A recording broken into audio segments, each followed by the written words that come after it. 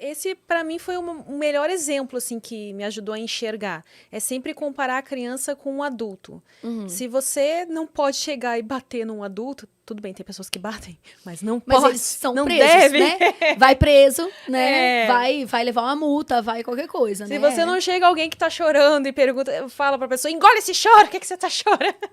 Por que que você pode falar pra Imagina. uma criança, né? Então, Imagina, cara, imagina você chegar chorando pra uma amiga sua num restaurante e ela falar assim: nossa, que vergonha. Olha lá o garçom te olhando. Igual a gente faz com criança, sabe? Você fala assim: ô, pô, cara, tô aqui pedindo um copo pra você, você vai falar do garçom, porque o adulto se defende, né? A criança não, a criança só vai. Ah, eu não queria que o garçom me visse chorando mesmo. Aí a gente fala assim: ai, não gosto de criança chorando. Olha que informação que você tá dando pra essa criança. Eu não gosto de você enquanto você tá triste. Perto de mim você tem que ser feliz o tempo inteiro, porque senão eu não gosto de você. Tem outra frase que é muito naturalizada, que é assim: vamos? Ah, não vamos não? Ah, então eu vou sem você. E eu sempre falo assim, gente, qual é a mensagem que você tá passando pra uma criança quando você fala isso? Você tá dizendo assim: eu facilmente te abandono. Facilmente, você não precisa de fazer muito, você só precisa me dizer que você não vai. Eu deixo você para trás, mas eu não penso duas vezes. O corpo da criança absorve essa informação. E aí ele entende que ela sempre está na iminência de ser abandonada. Por coisas pequenas, né? e pior que funciona, né? Acho que por isso que é muito feito. Pois é. Porque a E criança por vai que correndo atrás funciona? desesperada, né? Porque acha que vai ser abandonada Porque ela mesmo. acha que ela vai ser abandonada. Aí as mães às vezes falam comigo assim, os pais, mas é porque pai é muito raro. Eu falo mães e pais para incluir. Mas infelizmente é mais Obrigada. Vocês estão mãe. Com calor? confortáveis? Tá calor, né? Ele tá com as bochechas vermelhas, tadinho. Faz assim por fora. Faz assim por fora. Avisa a gente, porque a gente empolga na conversa É. aqui e... E aí, alguns pais e mães vão falar pra mim assim: ah, Nanda, mas ele sabe que não é verdade. Ele sabe, por isso que eu faço, porque eu sei que ele sabe que não é verdade. Aí eu falo assim: olha só, das duas, uma. Se ele sabe que não é verdade, ele não vai atrás de você, ele vai querer ficar no parquinho. Então, É das verdade. duas, uma. Ou ele está com medo de ser abandonado e ele vai correr atrás de você e vai funcionar a ferramenta. Ou ele não acredita, ele vai continuar brincando, não vai estar nem aí para essa frase. Então, não vem me falar que ele não acredita se ele corre atrás de você. E se você está falando que ele não acredita porque ele continua brincando, para de usar isso, que não está fazendo diferença na sua vida. Então, de qualquer forma, você para de usar. Entendeu? Ah, Nanda, mas o que eu faço ao invés? O que você vai fazer ao invés é o seguinte: você vai fazer combinados anteriores e você vai fazer avisos. Porque as crianças precisam de aviso. Quando você está na festa com uma amiga e você começa, tá dando minha hora, você não olha para ela e fala, vamos, deu minha hora. Você não faz isso. Você fala, amiga, termina aí. Pra nós. Vamos. Tá, deixa eu só acabar essa conversa, que beleza, mas eu tô cansando. Você dá um aviso prévio, você fala, daqui a pouquinho eu vou querer ir embora. Pra quê? Pra sua amiga se despedir, pra ela tomar o que ela tá fazendo, acabar de tomar o que ela tá tomando. Ela precisa se acostumar com a ideia de que ela vai embora. Com a criança, os pais olham, opa, tá na hora de jantar, vamos, acabou o parquinho. A criança, não, mas eu quero ficar aqui. Você não me desobedece, menino. Acabou o parquinho, eu tô mandando a gente embora. Então, se a gente só tiver a mesma consideração, a gente fala, filho, ó, daqui a pouquinho nós estamos indo, tá ficando tarde, daqui a pouco vai dar mosquito aqui, né? Entendeu? A criança, beleza, mosquito, tarde, comida, tô entendendo. Ó, desce no escorregador mais 5 vezes e a gente vai. E pronto, tornou concreto, lembra do concreto. Legal, o concreto, porque essa coisa dos 5 minutinhos aí, que você falou que a criança não entende, é na questão do tempo, né? Não sabe o que são 5 minutos. Porque a minha aprendeu a pedir só mais 5 minutinhos. Mas ela vai pedindo mais 5 minutinhos, porque ela não tem noção do que é 5 minutinhos. Não. Adorei a ideia do não desce mais 5 vezes o escorregador. Você tem que ela vai concretizar. Porque aí ela entende, por exemplo, eu geralmente falava para os meninos assim, escolhe o que você vai fazer por último. Né? Lá na nossa casa a gente tem o último e o último. Então eles fazem os dois. Eu falo, então escolhe um último, escolhe um último. Ah, então o último vai ser subir o negócio lá e o último vai ser o escorregador, beleza. Sobe. Na hora que ele tá indo pro escorregador, eu falo, lembra que é o último, hein? Acabando o escorregador, a gente vai comer. Você vai querer comer o quê? Aí ele desce e já fala que ele quer comer. E aí eu já vou, né, linkando com a próxima atividade. Então, quando a gente chegar em casa, né, eu vou servir isso pra você. Você quer o quê? Arroz, feijão, nanana. Então, por quê? Porque se a gente... É muito comum a gente ter o hábito, né, de querer ser pai e mãe à distância. Então, a gente fala assim, daqui a 10 minutos vai embora. Aí, 10 minutos, vamos! Né? Então, à distância, a criança não tem o suporte que ela precisa para desconectar daquela atividade. Né? As crianças, elas se conectam muito aos lugares, às coisas. Então, para fazer uma transição, a criança sair do parquinho, embora da casa da avó, parar de brincar para ir tomar banho. Para fazer essa transição, a criança precisa de um suporte, né? Principalmente nos primeiros 6 anos de vida, que ela se conecta muito, muito, muito com cada coisa que ela faz. Então, se a gente cria o hábito de 5 minutinhos antes ir para perto da criança, né? E ficar aí, tá acabando, né? Faz a última e tal. Quando a criança fala, eu quero mais 5, você vai falar, não, você pode descer mais 2 vezes, né? Mas mais 5 não dá, filho. Daqui a pouco tá dando mosquito, ou daqui a pouco tá tarde, já passou do horário. Enfim, você tem motivos. Geralmente a gente tem motivos. Então, a gente cria o hábito de explicar esses motivos para a criança. Né? Olha, se a gente demorar mais que isso, vai ficar tarde demais, a gente vai chegar morrendo de sono em casa, e isso não é bom. É legal Então, você falar isso, porque tem muita gente que ainda acha, né, que criar de uma forma respeitosa, mas é uma criação sem impor limites. Você não está impondo limites. De fato, não está impondo, você está dando limites, porque a criança está explicando limites, está né? explicando. A diferença que a gente fala, né, que vem muito da doutora Jane Nelsen, que é da disciplina positiva, que é uma gênia, que é assim, na verdade, o seu objetivo não é impor limites, é ensinar habilidades de vida. Eu acho que isso muda completamente. Quando você está assim, a pessoa vem falar, Nanda, como que eu faço quando eu quero que o meu filho desça do escorregador e ele não desce? Qual a consequência natural? Porque aí a pessoa não quer dar castigo, aí ela me pergunta qual é a consequência. Aí eu falo assim, olha só, ao invés de você se perguntar como que você vai fazer para ela descer do escorregador, né? Como que você vai fazer, qual é a consequência que você vai dar, vai para a mentalidade da habilidade. Qual é a habilidade que eu quero que a minha filha desenvolva agora, né? E aí a habilidade que eu quero que ela desenvolva é de entender horário. É isso que eu quero que ela entenda. Então, o meu objetivo agora é a minha filha entender horário. Ah, mas ela tem 3 anos. Beleza. Eu vou explicar pra ela, vou chamar ela aqui no canto, falar assim, filha, ó, tá ficando tarde. Você tá vendo? Tá ficando escuro. Tá vendo que já tá começando a dar mosquito. Esse é um horário que não dá pra gente estar aqui mais, porque é muito tarde. Então, eu preciso que você termine lá e eu preciso que a gente vá, porque tá ficando muito tarde. Ah, então a criança de 3 anos vai aprender isso só porque você fez conversa? Não. Vai precisar de muita repetição. Mas a sua mentalidade é outra. Você já não está querendo controlar se a sua criança vai ou não vai fazer. Você já está querendo ensinar uma habilidade de vida para ela. Então, você enxerga o seu relacionamento com a criança com outros olhos. Porque você percebe que, na verdade, o que você está fazendo é ensinando a sua criança a viver nesse planeta. Entende? Quando você fala de impor limites, não. Você está falando que você quer dizer para a criança até onde ela pode ir. É diferente de como que se vive aqui. Por exemplo, a gente fala, não, tem que ter limite, você não pode ficar, sei lá, você está num restaurante e a criança está gritando e correndo em volta da mesa dos outros. Não, você tem que impor limite. Essa criança está sem limite. Essa visão é de que a criança quer importunar os outros e a gente tem que ensinar para ela que ela não tem esse direito. Quando você pensa em habilidade de vida, você percebe que, na verdade, você está ensinando a sua criança a estar num restaurante. Entendeu? Você está ensinando para ela, dentro daquele espaço, quais são os direitos e os deveres dela. Não é tanto só o limite que ela pode ou ela não pode. É como é. Né? Por que você não pode ficar girando em volta da mesa? Não é porque você tem que ter limite. É porque, olha lá, aquela moça, ela está conversando com o amigo dela. E o barulho que você está fazendo ela não conseguir conversar. Tá chato para ela. Ela não veio aqui para isso, filha. Ela veio para conversar com o amigo dela. Então, você não pode ficar fazendo barulho perto dela, entendeu, meu amor? Então, você tá ensinando uma habilidade de vida para essa criança. Que é a empatia, né? A empatia, a considerar o outro. Não é limite no sentido... Limite faz diferença. Não sei se está fazendo sentido a diferença que eu tô fazendo aqui. Limite é tipo, você só pode ir até aqui. O limite não tem uma explicação, não tem um motivo, um porquê. É só como se a criança quisesse manipular o mundo todo e a gente estivesse não permitindo que isso acontecesse, limitando ela, né?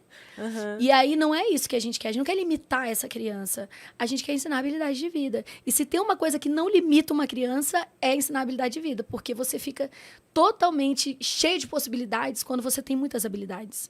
Então, a criança não fica limitada, né? Ela tem essas habilidades, ela sabe se comportar em sociedade, mas ela não é um ser limitado, entendeu? Então, eu acho muito melhor você ensinar para a criança que ela não pode ficar correndo pelo restaurante, porque as pessoas têm o direito de estar ali, né? Porque o que está acontecendo na realidade daquela pessoa ali, né? E a criança, cara, e é muito louco, porque quando você entra nessa mentalidade, você começa a exercitar isso na sua vida, você chama a criança, filho, vem aqui, deixa eu te mostrar uma coisa.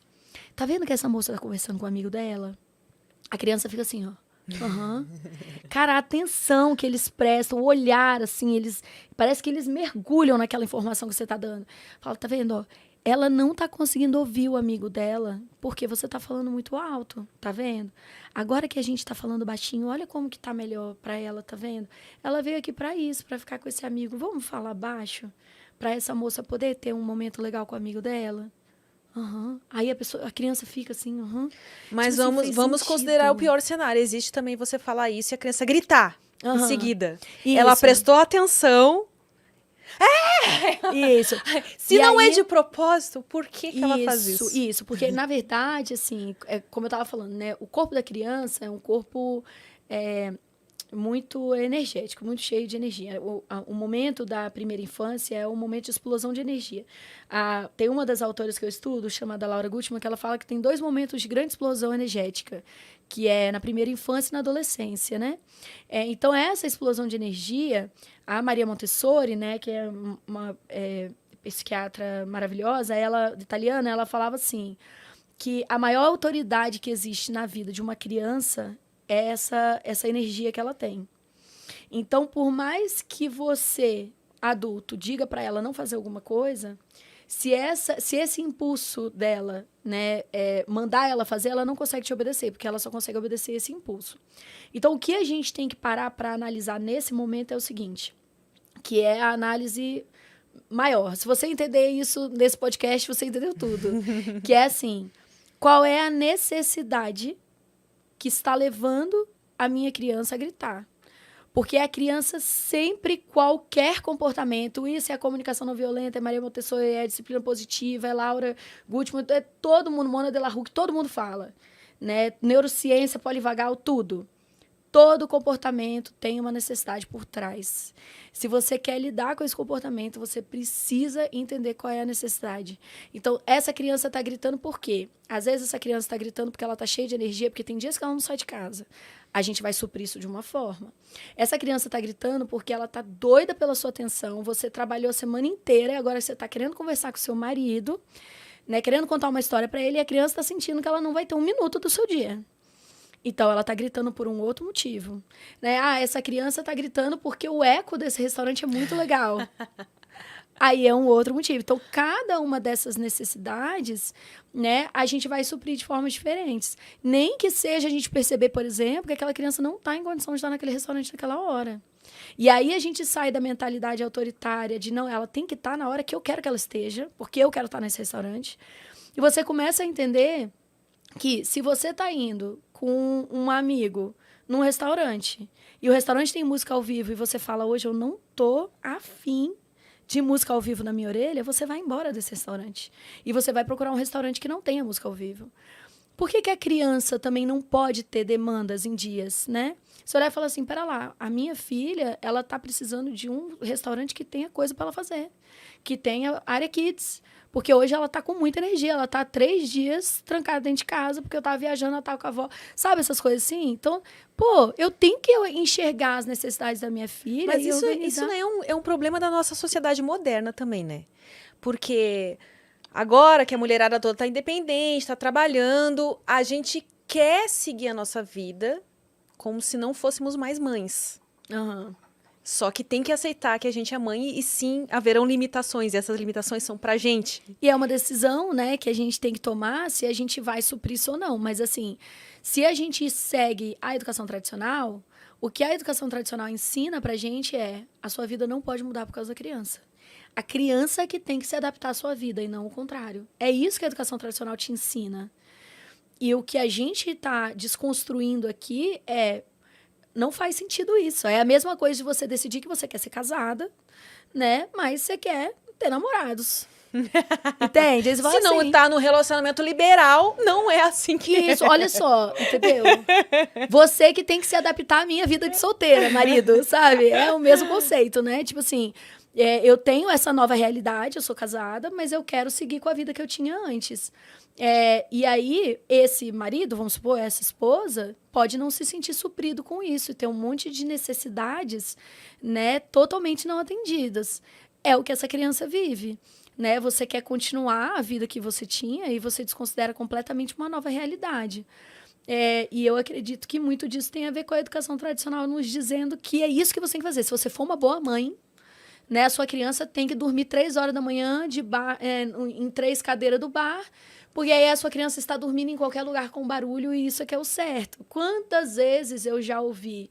A gente sempre teve rotina muito estruturadinha, porque eu trabalho com isso desde que eles eram bebês, né? E aí a gente ia embora, tá dando horário da rotina de sono dos meninos, a gente tá indo embora da festa. As pessoas falam, ih, vai virar daquelas crianças que só dorme se tiver escuro, sem barulho, não sei o quê. Como se a gente não botar os nossos filhos para dormir no meio de uma festa, coberto por um terno, sabe, assim? Incompetência de vocês. Fosse incompetência nossa. Então, e vale dizer que os meus filhos dormem em qualquer barulho, e isso nunca atrapalhou. Eu não sei por que as pessoas gostam tanto desse negócio de criança dormir no barulho, mas o que eu percebo é que a gente aprendeu a achar isso bonito, né? A ter orgulho de ter um filho que dorme no boteco 3 horas da manhã. E a gente passou a achar coisa de criança fraca, a que tem que ir para casa dormir, entendeu? E aí, eu acho que fica difícil conciliar, né? Se eu olhar para um amigo seu e falar assim, vamos no restaurante que tem área kids? Já olha e fala, você vai ser dessas mães? Entende? E você fica, pô, o quê? Dessas mães o quê? Que quer que minha filha se divirta também? Das mães que quer que a filha gaste energia porque criança precisa disso? Da mãe que quer que a minha filha única tenha outras crianças para brincar? Porque eu tô aqui com as outras pessoas. Eu tô socializando, eu tô conversando. Por que ela não tem o direito de fazer a mesma coisa? Né? Então, assim, aí a gente começa a enxergar como que as crianças não têm direitos. Elas não têm direito de brincar, de gastar energia, não têm direito, não. Se não couber no itinerário que eu organizei para esse final de semana, ela vai ficar sentada na mesa, às vezes com tablet, às vezes sem nada, esperando a minha programação acabar. Ela que lida. Eu brinco lá na Psimama que toda vez que uma criança para de apanhar, nasce uma fadinha, né? E o meu sonho é ter, assim, comunidade de fadas, assim, que é a gente conseguir que as crianças parem simplesmente de ser tratadas como nenhum outro ser humano é. Entende? Assim, eu falo que o mundo tem uma pluralidade de culturas, uma diferença absurda. Culturas que comem de jeito diferente, que se cumprimentam de jeito diferente, que as relações são completamente diferentes, conceito de vó, de mãe, tudo. Mas tem uma coisa que a maior parte das culturas tem em comum, que é a violência contra a infância. Não importa a forma que eles enxergam esse cumprimento que ele come, se senta no chão, se senta em cadeira, a grande maioria das culturas é muito violenta contra as crianças. Né? E aí, assim, tem cultura que prega muito respeito com os idosos, cultura que prega muito respeito com os professores. A gente tem um movimento maravilhoso, né, que está trazendo todas as populações marginalizadas, trazendo para essa visão do tem que respeitar sim, mesmo que você não queira, você tem a obrigação de respeitar, né?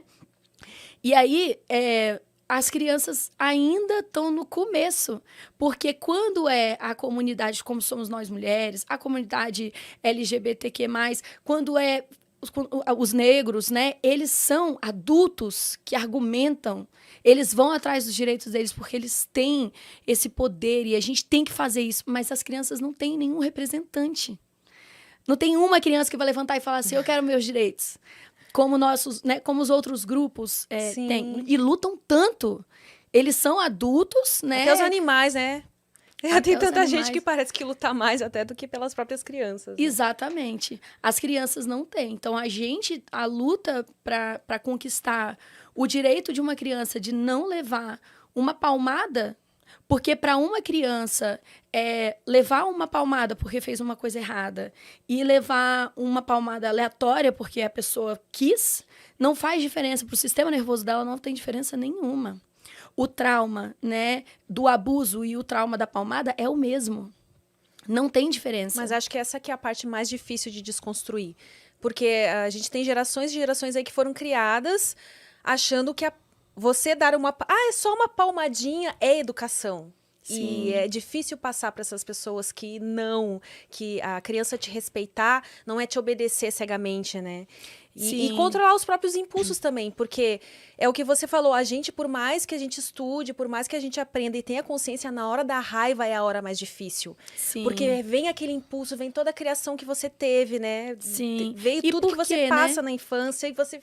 Por que para nós é tão difícil controlar nossos impulsos? Porque a gente nunca teve a educação, né, de aprender a controlar esses impulsos. Assim, a grande questão, eu enxergo, né, que as gerações foram passando essa violência para frente. Só que quando você apanha, você aprende, por exemplo, né, você aprende que se você bater no seu irmão, você vai apanhar do seu pai. Vamos supor. Então, você aprende um certo controle de impulsos, porque você não quer bater no seu irmão para não apanhar do seu pai.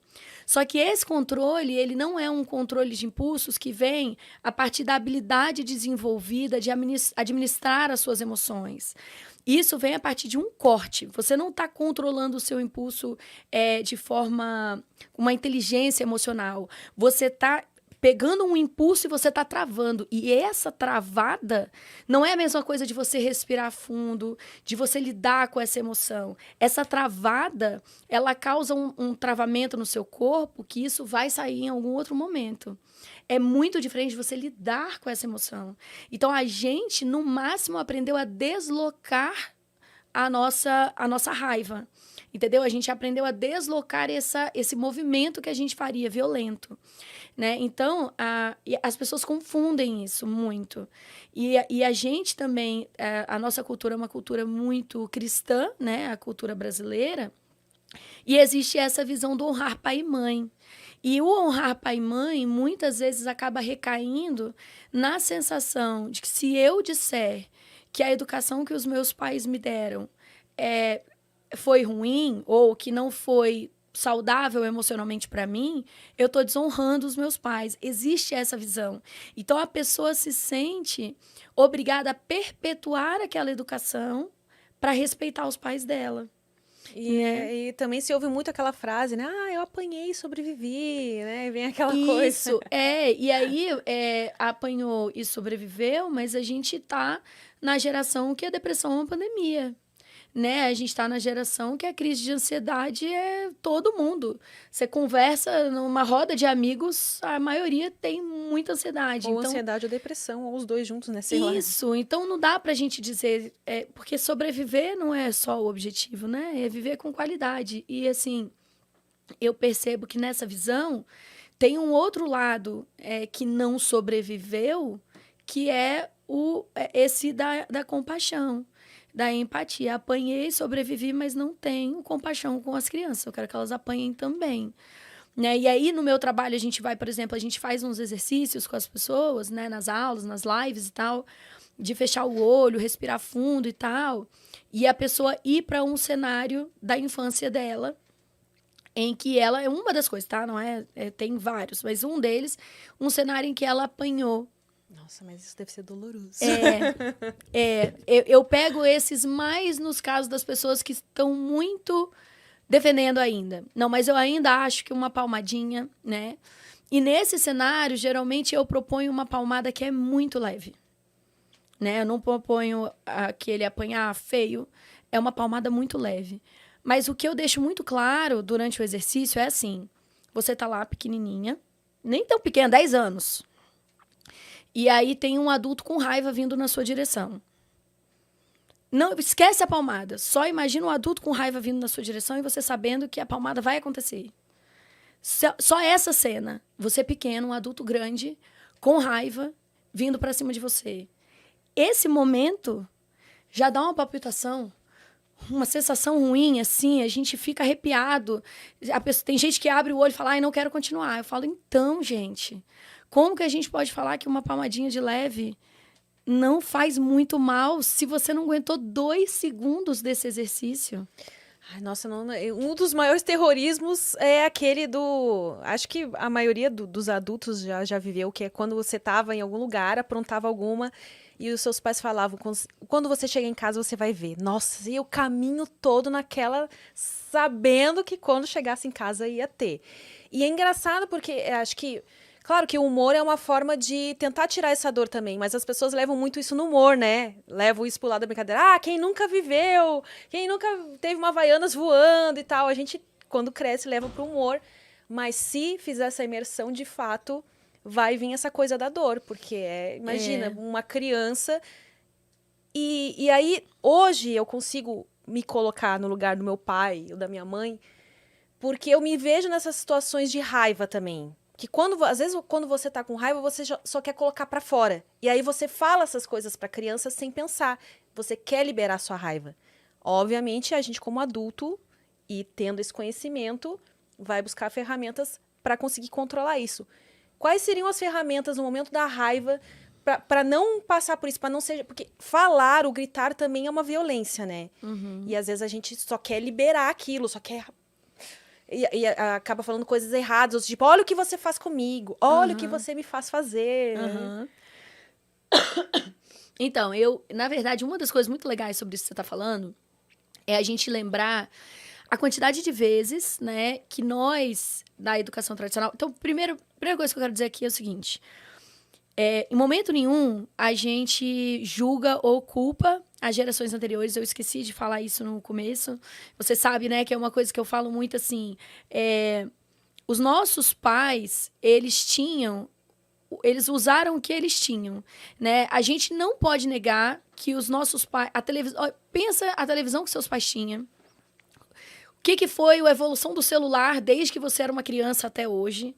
O mundo mudou completamente da época que nós fomos as crianças, da época que nós temos as crianças. Então, é claro que da mesma forma que a televisão mudou, que o celular mudou, que os carros mudaram, a educação pode evoluir junto. Não significa que o seu pai estava errado de usar a televisão que ele usava, de usar o telefone que ele usava, e ele também não estava errado de usar a educação que ele usava.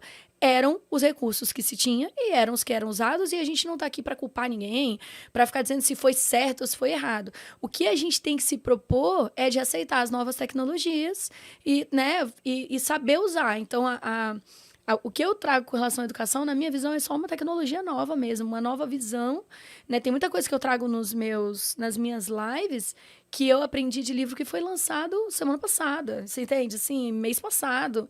Coisa recentíssima, de pesquisas feitas ao longo da pandemia. Então, a gente tem que entender que quem assistiu a minha live em 2019 tá vendo uma coisa completamente diferente agora, em 2022. É rápido assim. Então, quando a gente lembra da educação anterior, né, quantos de nós apanhamos, né, porque os nossos pais tiveram um dia ruim, né? Quantas vezes a gente apanhou porque os nossos pais não souberam controlar a própria raiva, né? Quantas vezes a gente apanhou por besteira, coisa que não tinha problema nenhum, que não tinha peso nenhum, que era facílimo de resolver.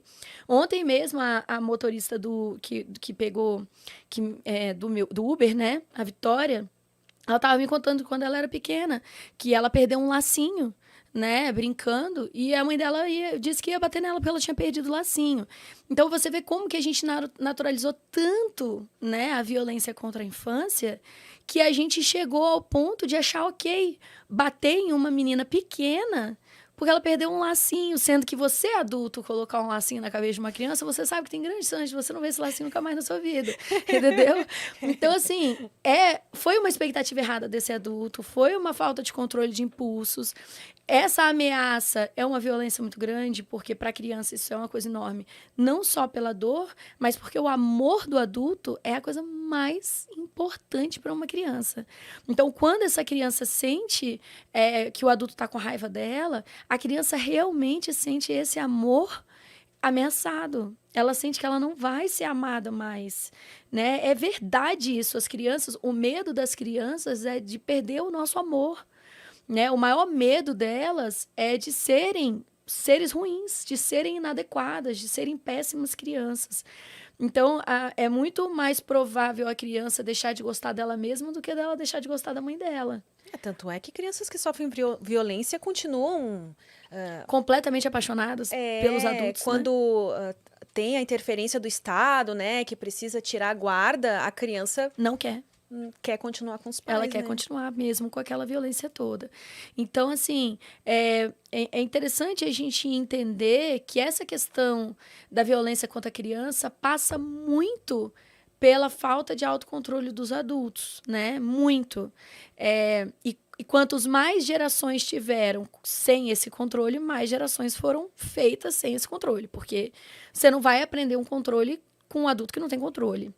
E aí, essa falta de controle foi responsabilidade da criança. Então, se o seu pai perdia completamente as estribeiras por uma besteira qualquer, a culpa era sua. Entende? E aí, a criança era responsabilizada pela falta de controle emocional dos adultos. Então, quando a gente começa a enxergar isso, a gente começa a ver a quantidade de vezes na nossa rotina com as crianças que a gente está responsabilizando a criança pela nossa emoção, né? Quantas vezes a gente simplesmente lava as nossas mãos. Então, assim, quando a gente está perdendo a paciência, a gente fala, você está me fazendo perder a paciência. Agora, quando a criança está perdendo a paciência, a gente fala, você está muito sem paciência, menina. Né? Quantas vezes as pessoas falam para mim assim, Nanda, meu filho está batendo muito. Aí eu perco a paciência e bato nele. Aí eu falo, mas por que você tem o direito de não saber administrar a sua paciência a ponto de ser agressivo, mas a criança que tem o cérebro imaturo, que tem bem menos tempo de vida que você, se não conseguir isso na segunda tentativa, ela tem o direito de apanhar. Você entende? Assim, então, são 2 pesos e 2 medidas. Os adultos podem ser impacientes, as crianças não. Os adultos podem não ter controle, as crianças não, né? Então, se a gente enxerga essa diferença, no dia a dia a gente começa a tomar uma responsabilidade maior sobre as nossas emoções. E isso muda muito a nossa relação com a criança. Então, como eu estava falando dos 3 pilares, né?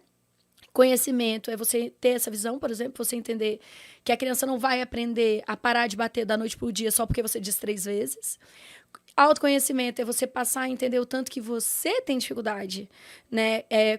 Você fala assim, as pessoas comentam, eu estou tentando aprender essa sua nova abordagem, mas é muito difícil. Quando eu vejo, eu já caio no padrão, né? E eu falo assim, cara, se para você tá difícil assim aprender uma coisa nova, você imagina para sua criança, que é pequenininho, que, né, que é imaturo, que, enfim, tem menos tempo de vida naquele corpo, né?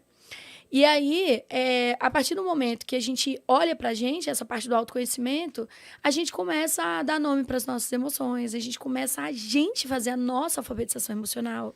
Então, como eu falo no meu trabalho, você conhecer seus gatilhos. Quais são os seus gatilhos? O que faz você perder a boa completamente, sabe? Quais são os assuntos que são delicados para você? Né? Quais são as questões sensoriais? Será que, dependendo do tecido, dependendo do barulho, dependendo sabe? A gente, às vezes, não conhece o nosso processamento sensorial. A gente não sabe. Eu, por exemplo, quando eu comecei a estudar isso, que eu descobri que o meu processamento sensorial auditivo é extremamente sensível. Foi aí que eu descobri por que eu não consigo fazer um monte de coisa por causa de barulhinho. Nossa, eu sou uma pessoa que tem alta dificuldade de concentração também. Se tem alguém conversando comigo enquanto eu preciso fazer alguma coisa, se tem barulho também.